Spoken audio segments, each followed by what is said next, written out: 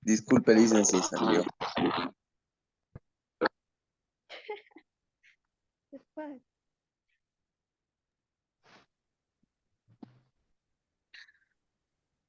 Bien, buenos días con todos los que ya están conectados a la presente reunión.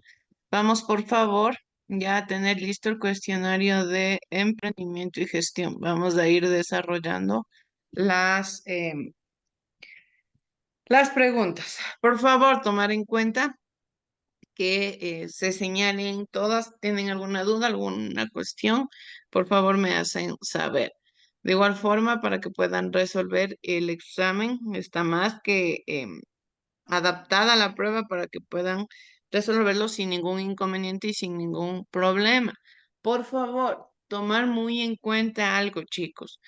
A veces ustedes piensan que cuando se les facilita un examen, directamente ustedes, como se está resolviendo el examen con todos, estamos resolviendo en conjunto, no quiere decir que vamos a... Tengan la gentileza, por favor, apaguen los micrófonos o les silencio a toditos.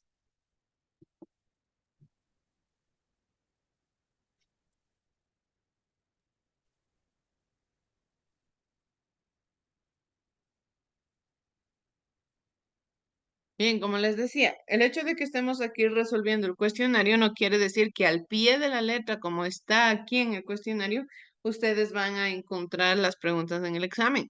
El examen está desarrollado para ser en base estructural. ¿Qué quiere decir que va a ser en base estructural? Que prácticamente lo que se les va a desarrollar a ustedes es que tienen que resolver de una forma más analítica. Por ejemplo, digamos, la pregunta 2 nos dice, ¿el emprendimiento involucra principalmente? Quizás en el examen esté, no sé, puede ser, identifique en el siguiente texto cuál es la palabra que conlleva la acción principal del emprendimiento. ¿Ya? Así más o menos. Quiere decir que no va a estar al pie de la letra. Por eso es fundamental y les estoy advirtiendo, porque ya ha pasado muchas de las ocasiones que se les brinde el cuestionario y el momento del examen ustedes están bravísimos reclamando que no, aquí no hay preguntas, no está nada del cuestionario. No es que no esté nada del cuestionario. La situación es que se estructura las preguntas de otra manera. Por ello es que ustedes el cuestionario no deben aprenderse de memoria, diciendo, a ver, en la pregunta 1 es la opción A, en la pregunta 2 que nos dice del emprendimiento es la opción B. No, incluso ni siquiera el orden de las opciones va a estar en la misma situación, ni siquiera el orden. Entonces, por favor, eso vamos a tomar en cuenta para que ustedes, una vez que ya tengan el cuestionario resuelto, sepan principalmente desarrollar y aprender estudiando, no aprendiéndose de memoria los literales, porque les voy diciendo de una vez, no va a estar en el mismo orden, no va a estar estructurada la pregunta de igual forma, así es que por favor. Bien, vamos a comenzar. Nos dice la pregunta número 1. ¿Qué es para usted el emprendimiento? Dentro de estas preguntas que son abiertas, ustedes tienen la libertad, lógicamente, de responder lo que ustedes hayan comprendido sobre la temática. Lo que ustedes prácticamente crean que es lo adecuado, crean que es lo correcto. Ya, entonces, la pregunta 1 es abierta. Y lógicamente, mientras la idea tenga sentido, mientras la idea tenga coherencia, estamos bien para su respuesta. Vamos directamente a la pregunta 2 que nos dice. Nos dice, esperen. El emprendimiento involucra principalmente, esto yo ya he venido diciéndoles a ustedes desde el inicio del periodo. Cuando nosotros hablamos de emprendimiento, nos estamos refiriendo netamente a que el emprendimiento involucra, más allá de la planificación, más allá de la organización, de la integración, el emprendimiento lo que más involucra es acción. es la fundamental herramienta con la cual nosotros tenemos prácticamente una relación entre el emprendimiento y entre la cotidianeidad, entre la realidad. Bien, la pregunta 3 nos dice, hay que unir según corresponda. Tenemos lo que son ingresos, gastos, costos, inversión. Estas conceptualizaciones son prácticamente las terminologías básicas con las que yo me manejo dentro del emprendimiento. Tenemos 4 conceptualizaciones y 4 terminologías y 4 conceptos. Cuando nosotros hablamos de ingresos, directamente nos vamos incluso al módulo para que vean que en el módulo está todo. Nos dice, los ingresos es el concepto de ingresos, la cantidad de bienes por el precio. En el caso de las empresas, su objetivo es generar utilidades y cumplir con sus obligaciones. ¿Sí? Entonces, lógicamente entendemos que la forma correcta de la unión es esta. Bien, nos dice posteriormente, ¿qué son los gastos? Vamos a ver. Los gastos están aquí. Un gasto es el desembolso que debe hacer la empresa para poder llevar a cabo sus actividades y que no se relacionen con la fabricación o compra de productos. Entonces, vamos a ver aquí, gastos es el desembolso de la... Es el desembolso que debe hacer la empresa para poder llevar a cabo sus actividades. Vamos. Los costos, nos dice, ¿qué son los costos? Pueden ser, sí, son todos los desembolsos que hace la empresa para producir un bien o servicio que genera un beneficio económico dentro de un ejercicio contable, o a su vez, sí, consiste en asignar un capital a una actividad que genere y permite alcanzar los objetivos propuestos. Lógicamente, si yo hablo de costos, es que voy a poner dinero, voy a sacar dinero, no es que voy a invertir, no es que voy a asignar. Entonces, lógicamente, costos va con la conceptualización última y la inversión con la conceptualización que nos queda libre. Es importante que ustedes sepan hacer, chicos, el descarte también. ¿Qué quiere decir incluso no solamente para emprendimiento, para historia, sino para otras asignaturas? El descarte es importante y les puede servir de mucho. ¿Qué es lo que yo hago? Por ejemplo, voy viendo cuáles son las opciones que ya no, que quizá no pueden ser correctas, no pueden ser correctas, cuando no sé la respuesta principal. Y ahí me quedo con la última, que generalmente es la correcta, porque como ya descarté el resto, la que me queda es la correcta. Vamos a la pregunta 4. Nos dice, la entidad financiera que se encarga de las obligaciones tributarias en el Ecuador es el SAT, el RICE, el SRI o el SER. Nosotros ya habíamos incluso esto detallado y repasado en un examen. Ustedes, incluso estas preguntas ya son de exámenes que ustedes ya dieron. En este caso, la entidad que se encarga principalmente de todas las obligaciones tributarias en el Ecuador es el SRI, ¿sí? El SRI, que se refiere al Servicio de Rentas Internas, la entidad financiera máxima, la entidad financiera económica principal para el emprendimiento. Vamos, la pregunta 5 nos dice, el instrumento base utilizado para identificar a los contribuyentes en el Ecuador es el RUC, el RICE, el SRI o el RIMPE. Sí, tenemos 4 opciones. ¿Cuál era el principal? Nosotros ya habíamos ido desarrollando, tenemos 4. Lógicamente, la forma en la que yo veo si una persona es o no contribuyente, si una persona está obligada a llevar contabilidad, si una persona tiene un modelo de negocio que quiere promover, que quiere desarrollar, tenemos la terminología conocida como el RUC, ¿sí? El RUC, que es el registro único del contribuyente. Eso significaba el RUC, registro único del contribuyente. Y por ende, como nos habla su propia palabra, registro único, sabemos que es la forma directa en la que se reconoce a los aportadores dentro del contexto. Vamos, la pregunta 6 nos dice, personas naturales. El RUC corresponde a su número de cédula de identidad, añadiendo al final los números 001. El RUC, prácticamente como viene siendo parte del registro único del contribuyente, lo que nosotros vamos a identificar en este sentido es que cuando una persona tiene RUC, lo identificamos porque tiene los números 001 al final de su número de cédula. Es un número de cédula añadido el 001. Entonces, lógicamente, si hablamos de personas naturales, porque también tenemos a las personas jurídicas, pero en este caso las personas jurídicas ya tienen otra normativa vigente, tienen otra forma de tener que desarrollar un RUC. Lógicamente, entendíamos que las personas jurídicas eran estas que están relacionadas con las empresas, por ejemplo. Entonces, el RUC directamente se refiere a los números 001 al final para las personas naturales. En este caso, la respuesta es verdadera. Bien, nos dice, el RICE es el régimen impositivo simplificado, algo que nosotros también debemos recordar.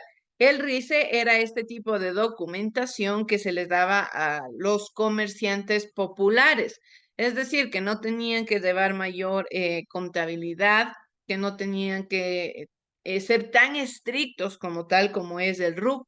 El RUC es una documentación más, de cierta manera, estricta, más fuerte, más considerada, más relevante. Entonces, para lo que se considera para los negocios populares, anteriormente se le conocía como el RICE. En este caso, se le dice que el RICE, la sigla significa régimen impositivo simplificado, más no reglamento, ¿sí? Entonces, la respuesta es falso. Vamos, la pregunta 8 nos dice, el documento que no necesita hacer declaraciones mensuales, por lo tanto, se evita los costos por la contratación de terceras personas para el llenado de los mismos sería el RUC, el RICE, el SRI o el RIMPE. Como les digo, yo les había estado explicando principalmente que el RICE estaba creado para las personas de negocios populares. ¿Por qué? No quiere decir que los negocios populares van a desarrollar quizás normativas legales ajenas o extrañas al comunicado principal de las normativas que el SRI pone, de las legalidades del SRI. Pero de cierta manera, sí, lo que buscan el SRI principalmente es ayudar a hacer el espacio comercial, a hacer que los negocios tengan más facilidades, que los negocios no se vean expuestos quizá a gastos innecesarios. No va a ser lo mismo que una empresa, por ejemplo, no sé, les pongo como el Paseo Shopping de Riobamba, tenga la capacidad de conseguir o de contratar contadores para llevar su estado financiero, a diferencia de una tienda que recién está empezando, una tienda que es de abastos, una tienda súper pequeñita que recién está iniciando, a contratar de igual manera los servicios de una persona contadora. Sabemos que directamente relacionado a los dos límites, relacionado a los dos espacios, nosotros debemos saber identificar también la diferencia que tienen los emprendimientos. Debemos saber identificar cuáles son los referentes directamente relacionados con el aporte social, con el aporte psicológico, con el desarrollo correctamente estructurado dentro del emprendimiento. Entonces, en este sentido, lo que nosotros hacemos es tomar en cuenta estas iniciativas que el SRI quiere promover. ¿Para qué? Para que los negocios que son populares, los negocios que son más pequeñitos, no se vean inmersos en gastos innecesarios. ¿Cuáles pueden ser estos gastos innecesarios? Por ejemplo, contadores. ¿Cuándo tengo que contratar un contador o terceras personas que me ayuden a llevar el estado financiero? Cuando tengo un emprendimiento grande, un emprendimiento que ya tiene grandes ingresos, que ya debo llevar una contabilidad mensual, una contabilidad semestral. Entonces, prácticamente ahí sí ya inmiscuye gastos, pero gastos que quizá no pueden ser tan referenciados para emprendimientos que son fuertes. En este caso, cuando yo hablo de que el documento que no necesita hacer declaraciones mensuales, por lo tanto se evitan costos de terceras personas para el llenado de los mismos, nuevamente tenemos que ver con la pregunta 7 que se refiere al RICE. El RICE.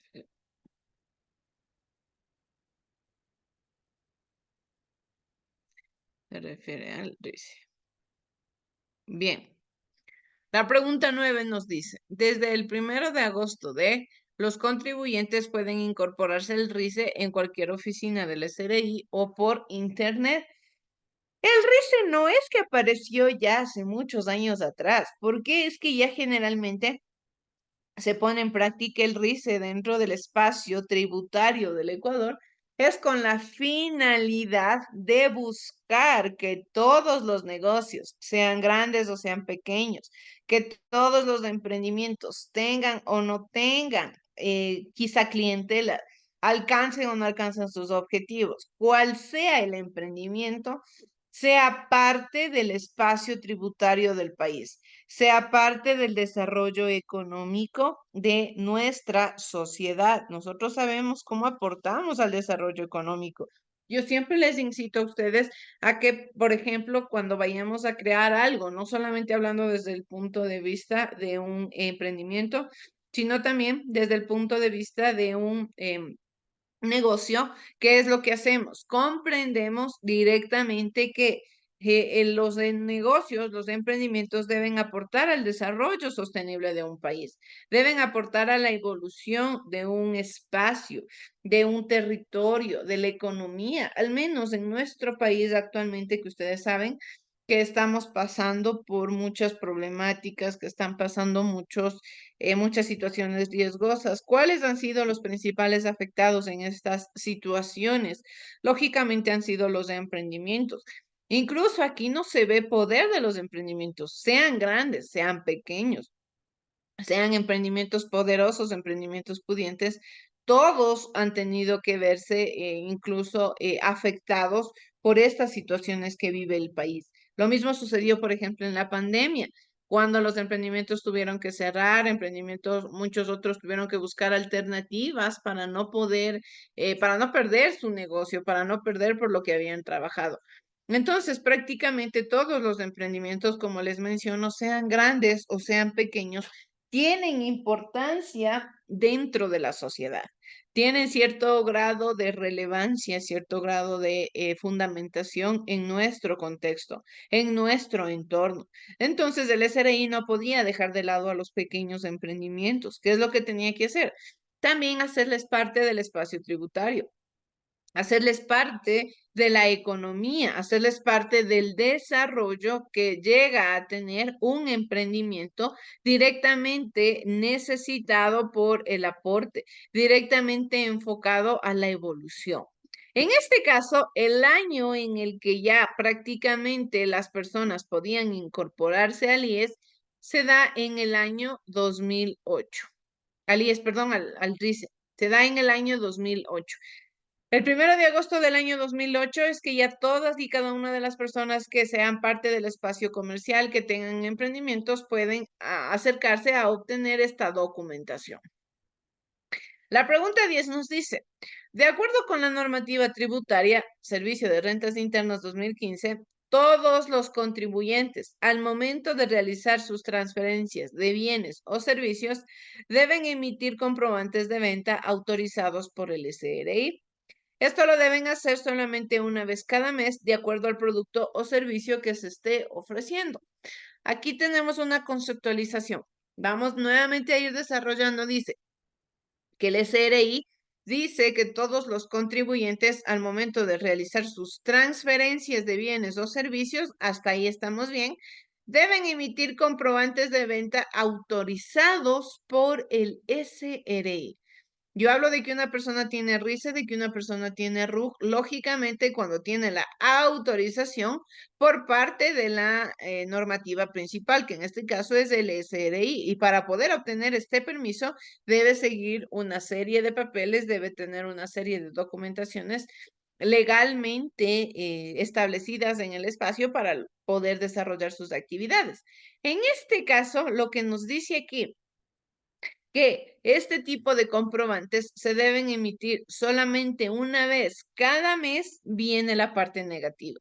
Si yo tengo un comprobante de venta, si yo tengo RUC, nos dice arriba claramente, en la misma conceptualización se está contradiciendo. Nos dice, al momento de realizar sus transferencias de bienes o servicios, al momento de realizar sus transferencias. Si yo estoy hablando de que cada que vendo algo, cada que vendo un servicio, vendo un producto, debo emitir una factura, no lo voy a hacer solamente una vez cada mes. Tengo que hacerlo todas las veces que sean necesarias en el contexto en el que yo emita una factura, en el contexto en el que yo tenga la transacción como tal de un bien o de un servicio. Entonces la respuesta es falso, porque no se lo debe hacer una vez cada mes, sino se lo debe hacer de acuerdo al diferente desarrollo de cada actividad. La pregunta 11 nos dice, ¿cuál es el proceso de intercambio de bienes o servicios entre una persona o sociedad y su cliente o usuario? Lo conocemos como comercio, negocio, transferencia, movimiento. Eso es importante también, chicos, que ustedes vayan identificando la relación que tienen unas preguntas con otras. A veces incluso hasta en los mismos exámenes yo suelo ponerles preguntas que ya están respondidas en otro apartado de otra pregunta. Aquí, la 11 claramente nos dice, el proceso de intercambio de bienes o servicios entre una persona o sociedad y su cliente o usuario, ¿cómo le conoceremos? ¿Dónde veo esta respuesta? Está en la pregunta de arriba. Nos dice,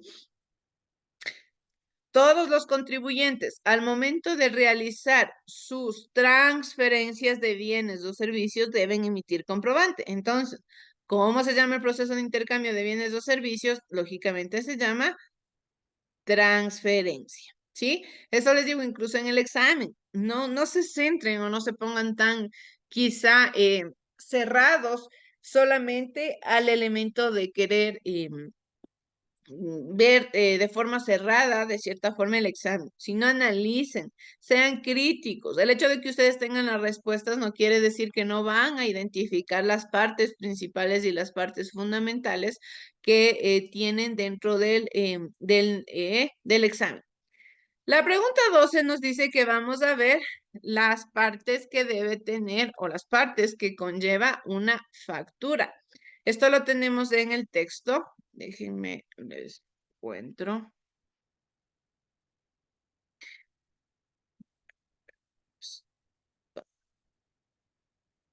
Esto lo teníamos en el texto. ¿Cuáles son las partes de una factura?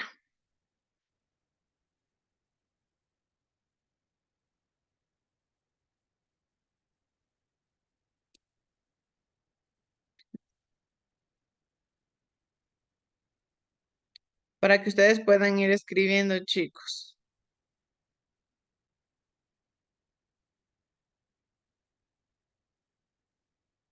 Aquí está. Bien. Ustedes, como pueden ver en el cuestionario, tienen la imagen, lógicamente con los puntitos, pero cada puntito señala una parte en específico. Por favor, vamos a ir llenando esa parte con los nombres pertinentes que se encuentran aquí. Vamos a ir viendo, por favor. Nos dice que la factura se compone principalmente por, donde dice Compuvisión, es el nombre comercial. Ya, este es el nombre comercial del emprendimiento. Abajo, donde dice equipos de computación, nos habla sobre la razón social del emisor. Donde nos dice la dirección matriz o dirección sucursal, lógicamente dirección del establecimiento. Donde abajo tenemos lo que dice señor y abajo fecha, lógicamente al lado de señor, es la identificación adquiriente. donde dice fecha de emisión, nuevamente, lógicamente, fecha de emisión, ese es el nombre. En la parte de abajo, donde está señalando abajo de descripción, ya donde detallamos cuál es el producto o bien que se está emitiendo, se le conoce como descripción de bien o servicio. Abajo, donde tenemos que dice válido para su emisión hasta, se le conoce como la fecha de caducidad. Abajo, lógicamente, viene la firma del adquiriente. Tenemos posterior a ellos los datos de la imprenta, los destinatarios. En el lado derecho tenemos el RUC del emisor, la denominación, la numeración, el número de autorización otorgado por el SRI, la fecha de autorización, el número de guía, el precio unitario. Abajo, los últimos documentos que nos dice valor grabado 12%, valor grabado 0%, descuentos, subtotal, valor del IVA, valor total. Y abajo nos dice incluir en caso de encontrarse designado como tal, en caso de tener un contribuyente, no sé, en relación de dependencia, pero eso no es importante. El momento en el que yo ya les envíe el cuestionario resuelto, ya les voy a enviar con esta imagen que está con todos y cada uno de los nombres para que ustedes puedan también estudiar. Bien, vamos ahí, vamos a continuar. Tenemos lo que es la pregunta 13. Nos dice, es un documento que cumple con los requisitos legales y reglamentarios exigibles para todos los comprobantes de venta, garantizando la autenticidad de su origen y la integridad de su contenido. Algo que yo les venía a ustedes manifestando en las clases, si ustedes pueden recordar, es que con el avance de la sociedad también avanza la tecnología y la tecnología ya se hace parte del estudio de los conceptos, parte del estudio incluso ya de las normativas legales, de las normativas sociales. En este caso, lógicamente la tecnología ha llegado a ser parte de nuestra realidad, especialmente en los ambientes tributarios. En este caso, nosotros sabemos que ya no solamente, como ustedes pueden ver en la imagen que nos habla, de la emisión de las facturas como antes se lo hacía. Esto es importante, sí. ¿Por qué? Porque nos enseña cuáles son los nombres, cuáles son las partes que debe tener una factura, que no más, qué elementos desarrollados debe tener la factura. Pero lógicamente en nuestra actualidad, en nuestros días, sabemos que incluso esto ya les había dicho por las normativas vigentes al año 2023 especialmente, ya las facturas físicas ya no se emiten. Ahora tenemos lo que son los comprobantes electrónicos. ¿Y por qué son importantes estos comprobantes electrónicos? Porque nos permite tener una información más verificada, una información más real y sobre todo la información que me permita a mí tener un conocimiento más centrado de lo que yo obtengo como dinero, de lo que yo obtengo también por parte de otras personas. Emitir un comprobante electrónico no es que yo voy a entrar quizá a Word, escribo una factura y eso envío. No, los comprobantes electrónicos en la actualidad, yo les mencionaba que estaban directamente regidos por el entendimiento de normativas y de plataformas que tienen que ver con el SRI. Sí, que tienen que ver con el SRI directamente. En este sentido, cuando yo tengo estas normativas regidas por parte del SRI, sé que las plataformas legalmente autorizadas para poder desarrollar, para poder obtener el elemento de la firma electrónica o el elemento de un comprobante electrónico tienen que ser pasadas por el SRI. Y una vez que un documento pasa por el SRI, lógicamente, ¿qué es lo que yo entiendo? Que el documento es legal, que el documento está 100% identificado a la normativa. ¿Bien? Entonces, la respuesta a la pregunta 13 es la opción C, que nos dice que es un comprobante electrónico. La pregunta 14 nos dice, responde, en el ambiente donde te desenvuelves, ¿ya se aplica la facturación electrónica con regularidad? Sí, aquí es una respuesta abierta. Quiero que ustedes de aquí vayan desglosando y vayan explicando lo que han visto en su entorno. Y también lo que yo les he explicado nuevamente, incluso aquí, cómo los comprobantes electrónicos ya son parte de la realidad, ya son parte de la conciencia de las personas y de los espacios tributarios. Nos dice la pregunta 15. El organismo estatal que regula las relaciones laborales es el Ministerio Laboral, el Ministerio de Negocios, el Ministerio de Trabajo o el Ministerio de Trabajadores. Nuevamente, como les digo, siempre hay una pregunta que está referenciada en otra. ¿Cuál es el organismo fundamental, el organismo más importante para el desarrollo de los trabajadores? Se refiere principalmente al Ministerio de Trabajo. ¿Sí? No el Ministerio Laboral. Aquí existe siempre mucha confusión. Cuando yo veo Ministerio Laboral y digo, entonces ese es el que se refiere a ver el bienestar de los trabajadores. No, o porque la palabra dice relaciones laborales sería el Ministerio Laboral. No, se le conoce a la entidad principal, así como para los deberes tributarios le tenemos al SRI, tenemos aquí al organismo estatal que regula las relaciones laborales como al Ministerio de Trabajo. Esta es la organización principal que regula y maneja a los espacios laborales. Bien, vamos a la pregunta 16 que nos dice, entre los principales aspectos que ha de considerar un emprendedor es el cumplimiento del Código Orgánico del Trabajo, Código Integral del Trabajo, Código Integral Penal o Código Orgánico Laboral. ¿Qué es lo que yo puedo entender aquí? Tenemos 4 opciones. De estas 4 opciones yo tengo que saber identificar la que se enfoca o la que se entiende, por otro lado también, directamente referida a la pregunta anterior. Todo va concatenado, chicos. Irán identificando.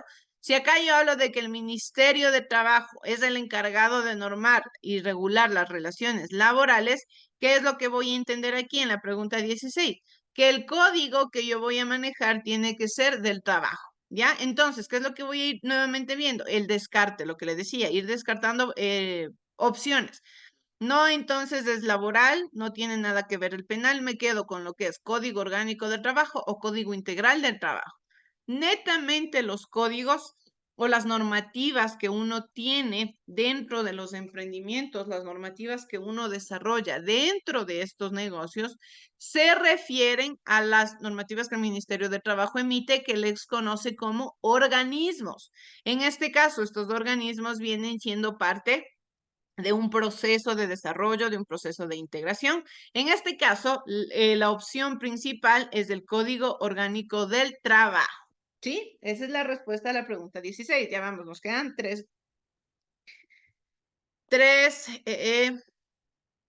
preguntitas. Bien, el tiempo de duración, el nombre del cargo, las actividades a ejecutar, el horario y el sueldo del trabajador son aspectos que se hablan en una entrevista, en un contrato, en un currículum o en una oferta. Nuevamente, todo lo que nosotros hemos ido desarrollando, esto ya lo hemos podido ver en el texto. Todo cuando yo hablo de qué tiempo va a durar mi trabajo, cuál es el cargo que voy a desempeñar, cuáles van a ser mis actividades pertinentes dentro del espacio laboral, mi horario, también llegar a un acuerdo en el sueldo, tanto en el empleador como en el empleado, son aspectos que se hablan en el contrato, chicos, ¿sí?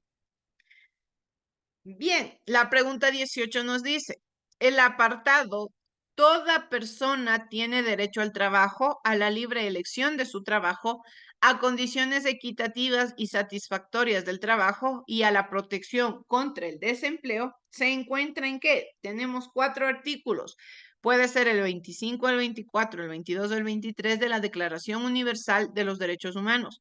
¿Por qué los derechos humanos tienen mucho que ver también con el trabajo? Porque de cierta manera el principal promotor de velar por el bienestar laboral fue el espacio de los trabajadores. En este caso, los derechos humanos generalmente parten desde un espacio laboral, que es principalmente donde más explotación hubo años atrás, muchos años atrás, lógicamente hablando de historia. En este caso, cuando yo hablo de este apartado principal, este apartado yo lo encuentro en el artículo 24 de la Declaración Universal de los Derechos Humanos.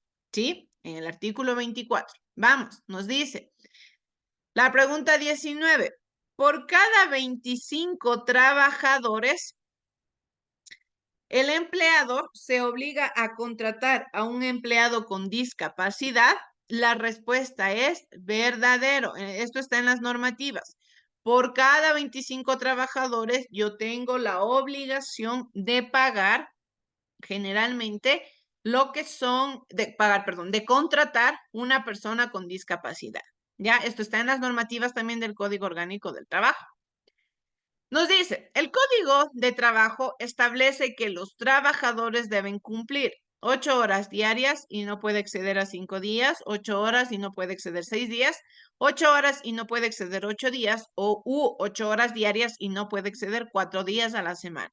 Nosotros sabemos que la normativa dentro de nuestro país es trabajar 8 horas diarias y no exceder 5 días a la semana.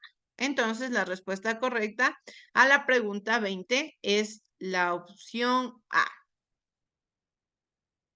Bien, chicos, ustedes tienen 5 preguntas extras, ¿sí? Dentro de su cuestionario. Generalmente nuestro cuestionario se va a quedar hasta la pregunta 20, por favor. Ya, no vamos a tener más de eso, la pregunta 20. De igual manera, en el examen, ustedes van a llevar hasta la pregunta 20. Ya, yo ya les voy a compartir el cuestionario resuelto, de igual manera la clase grabada, pero las 5 preguntas que restan, esas ya no son un elemento como extra en caso de que lo necesitemos o alguna situación. Pero en sí, las 20 preguntas son las que ustedes van a estudiar para el examen. Bien, chicos, les dejo ya porque se terminó la hora para que puedan entrar al siguiente link. Muchas gracias, un excelente día.